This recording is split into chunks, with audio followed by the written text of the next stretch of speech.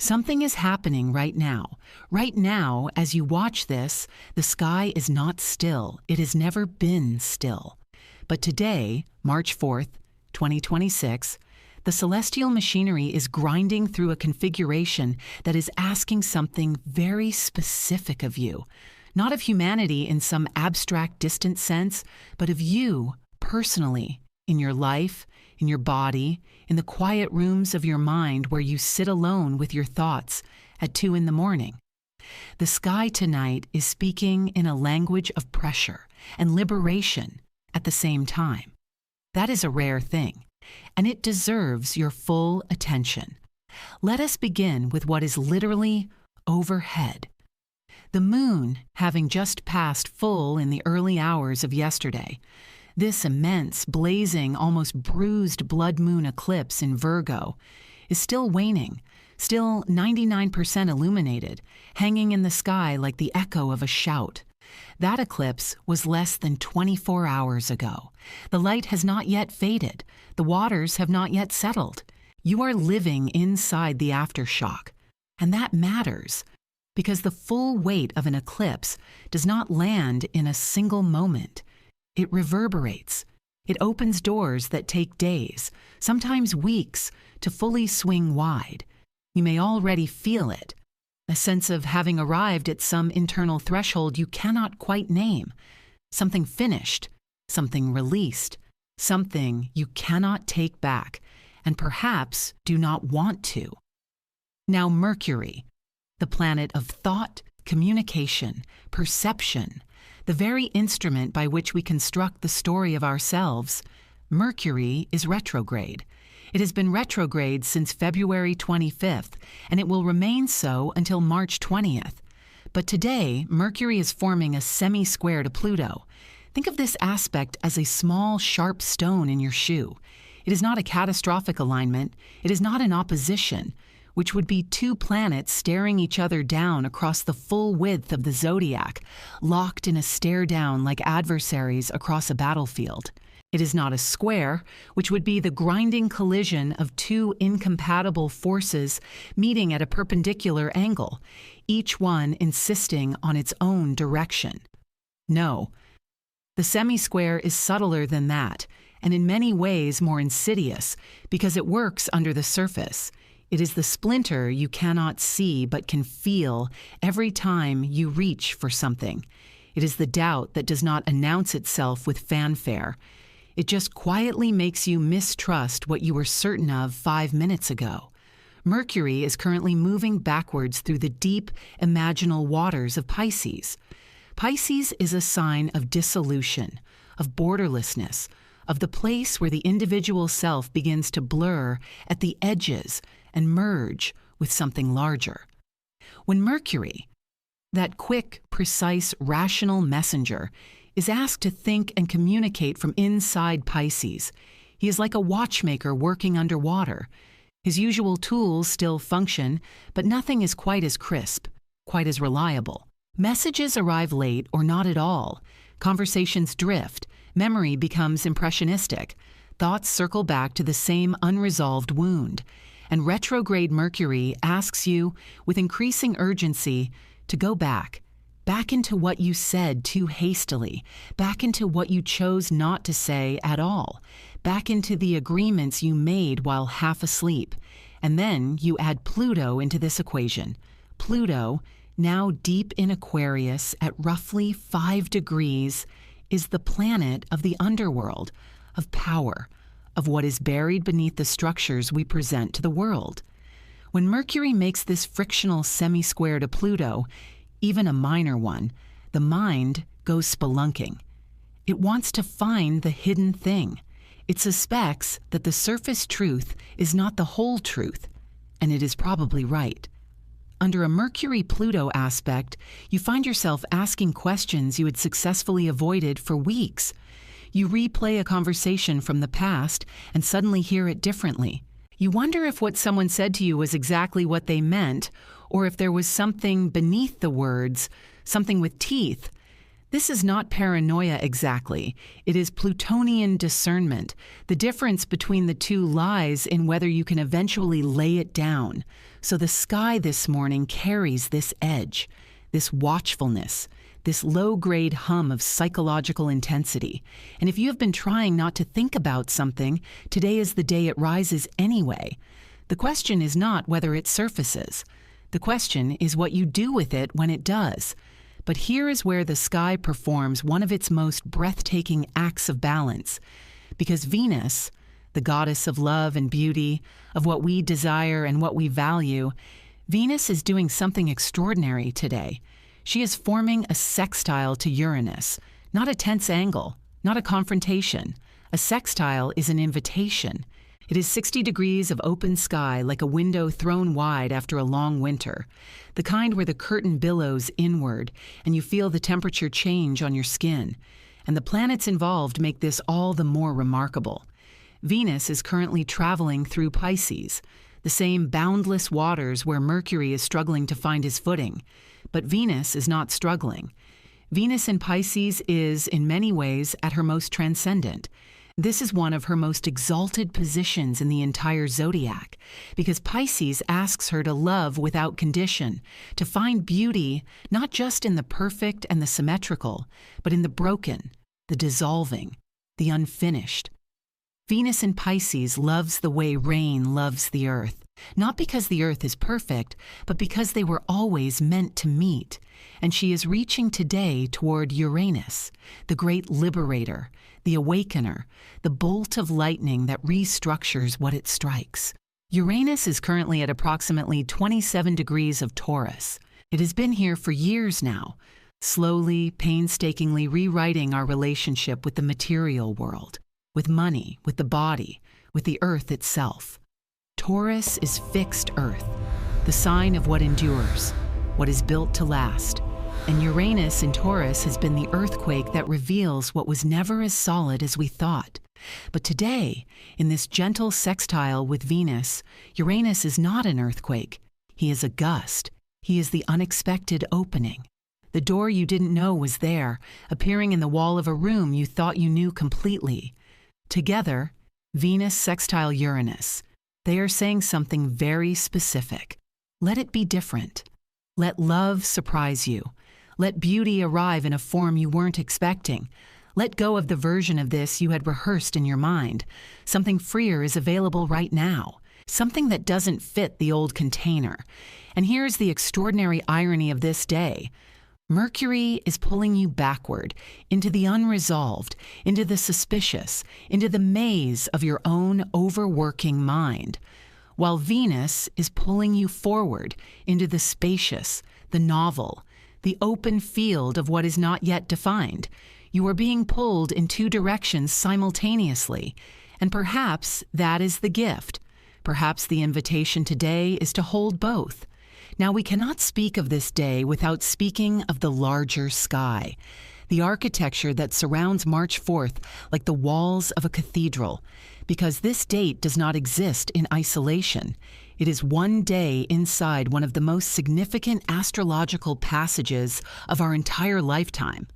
On February 20th, just 2 weeks ago, Saturn and Neptune conjoined at 0 degrees of Aries.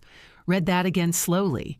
0 degrees of Aries, that is the absolute beginning of the zodiac, the first breath, the first fire, the primal ignition point of the entire wheel. Saturn and Neptune have not been together in the same sign since the mid-1980s, and they have not met at this precise, originary degree ever in recorded astrological history in the way that forms part of this particular, broader pattern. When the most structural, reality-defining planet in our solar system, Saturn, the architect of consequence, the one who governs time and limitation and earned authority, when he joins Neptune, the planet of dreams, of spiritual vision, of the dissolution of ego, at the very first degree of the very first sign, something is being seeded in the collective psyche that will take years to understand, but that you will feel in your body long before you can name it. This is the background radiation of the sky right now. Every other transit this week, including what is happening on March 4th, is taking place inside this enormous, irreversible context. We are living through the beginning of a new Saturn-Neptune cycle, which governs the relationship between the real and the ideal, between what we can touch and what we can only believe in. The last time they were this close, in the mid-1980s, the world was in the final trembling years of the Cold War. Two irreconcilable visions of the world held in devastating tension, neither able to annihilate the other. Saturn and Neptune do not necessarily bring resolution.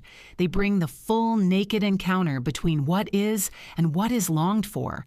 And at 0 degrees of Aries in 2026, after everything the world has been through, the question they are asking is enormous. What are we willing to build? Knowing that what we build will be imperfect, knowing that the dream will be compromised by reality the moment we try to manifest it. And are we brave enough to begin anyway? That is the spiritual weather you are breathing today. March 4th is a single day inside that vast question, and Mercury's retrograde tension with Pluto is part of how that question is landing in you personally, as doubt, as excavation, as the compulsion to understand what is actually true before you commit to anything. While Venus's dance with Uranus is showing you that freedom is not found through perfect understanding. Freedom is found through willingness. Let us now speak about which signs are carrying the heaviest atmospheric pressure today. The 4 signs who will feel this sky most acutely in their nervous systems, their relationships, their sense of direction. If your sun, moon, or rising is in Virgo, then you are still inside the eclipse. The blood moon of March 3rd landed in your sign, in your body, in your house, in the most personal territory of your chart. Something was illuminated in you that you cannot unsee. Virgo is the sign of the sacred servant, the one who distills chaos into clarity, who finds the flaw not out of cruelty but out of devotion. Devotion to what works, to what heals, to what is genuinely useful. The eclipse in Virgo asked you to examine where your service has become servitude, where your attention to detail has collapsed into anxiety, where you have been trying to fix something that was never yours to fix. And today, with Mercury, your ruler, moving backward through Pisces in a tense dialogue with Pluto, the urge to analyze your way to safety will be strong. You will want certainty. You will want proof. You will want a plan that accounts for every variable. But Pisces does not offer that, and neither does today. What today offers Virgo is the Venus-Uranus sextile, a doorway out of the exhausting hall of mirrors and into something simpler, something felt rather than figured out. If you are a Virgo, your task today is one of the hardest things your sign ever has to do: trust without evidence. If your sun, moon, or rising is in Pisces, you are living at the epicenter of Mercury's retrograde. The messenger is walking backwards through your own sign, stirring the silt at the bottom of the deepest lake in the zodiac. Pisces already lives close to the invisible. You already know that the world is not only what you can see, but Mercury retrograde in Pisces is inviting you into a particularly vertiginous experience. It is asking you to examine the stories you tell yourself about yourself, the ones that live so deep in your psyche you stopped questioning them years ago. The Mercury-Pluto semi-square today gives that examination a razor's edge, something you believed about who you are, about what you deserve, about what love looks like. Something is up for review. This does not mean it was all wrong. It means it was incomplete. And Venus, in your sign, reaching toward Uranus, is whispering a liberation that is entirely available to you, if you can release the story long enough to feel it. The invitation for Pisces today is to let the water move. Stop trying to hold the shape of something that wants to flow. If your sun, moon, or rising is in Taurus, today holds something personally electric for you, because Uranus is in your sign, and Venus is speaking directly to him. For years now, Uranus has been rewriting the script of Taurus. He has been the interior decorator who arrived without being invited and started tearing out the walls to get at the plumbing. Taurus does not enjoy this. Taurus builds for permanence. Taurus wants the same beautiful thing in the same beautiful place for as long as possible.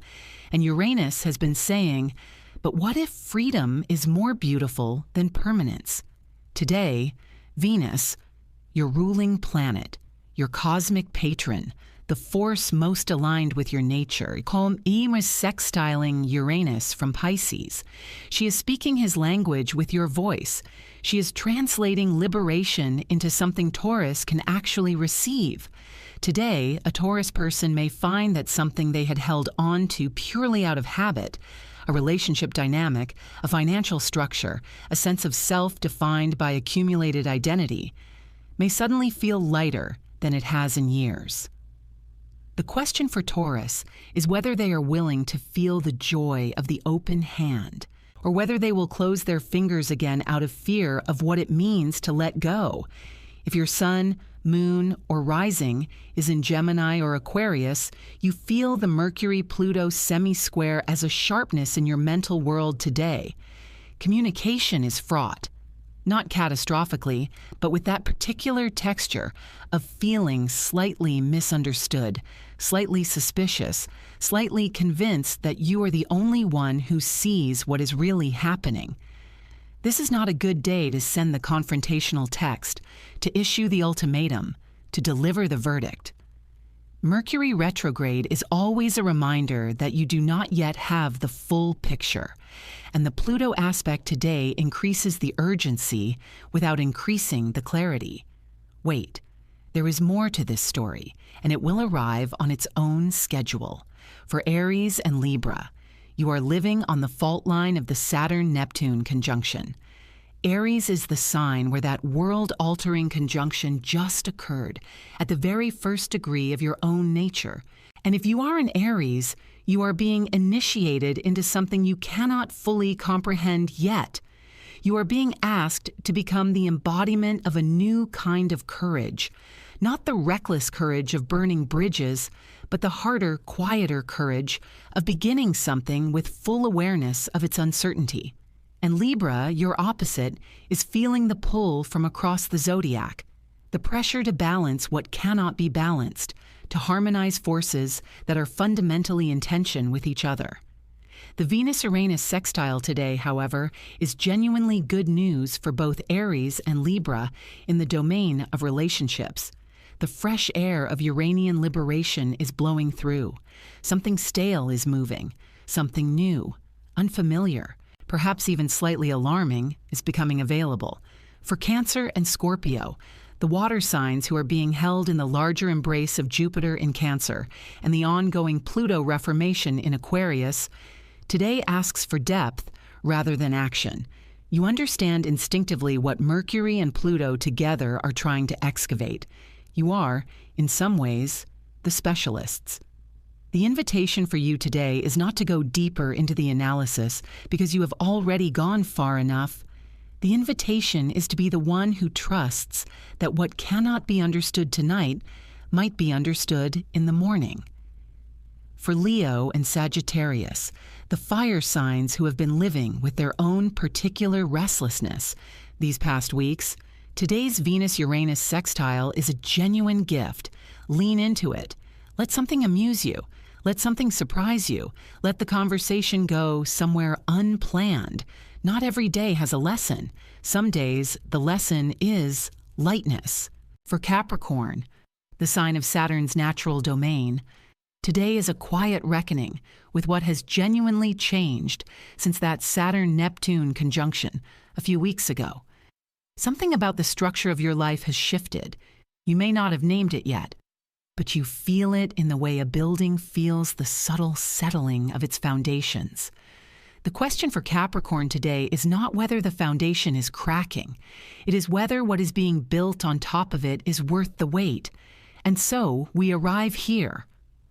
On this single Wednesday in March 2026, with a waning eclipse moon still blazing in Virgo, Mercury walking backwards through Pisces in a watchful Plutonian dialogue, Venus reaching through the water toward the lightning bolt of Uranus in the Earth, and all of it nested inside the massive, newly seated conjunction of Saturn and Neptune at the very origin point of the zodiac.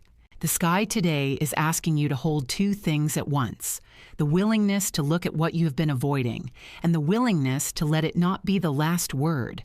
There is a particular spiritual invitation embedded in this specific configuration that I want to leave you with. It is not the invitation to have answers. It is not the invitation to understand everything before you move. It is the invitation that arrives only through the meeting of Mercury, Pluto, and Venus, Uranus, together in a single sky. The invitation to allow your insight and your liberation to happen at the same time. You do not have to finish excavating the past before you open the window to something new. You can hold the spade in one hand and the open door in the other. You can be someone who knows where the wound is and who nevertheless chooses to walk toward the light. The sky has never asked for perfection. It has always asked for presence. And so here is the question I want you to sit with. Not to answer right now, but to carry with you into the rest of this day. If the most honest version of you, the one Mercury and Pluto are trying to excavate right now, if that person stood at the Venus-Uranus doorway that is open today, what would they step through? What would they choose, knowing exactly who they are with no illusions, no rehearsed performance, no borrowed courage, just themselves, clear-eyed and willing?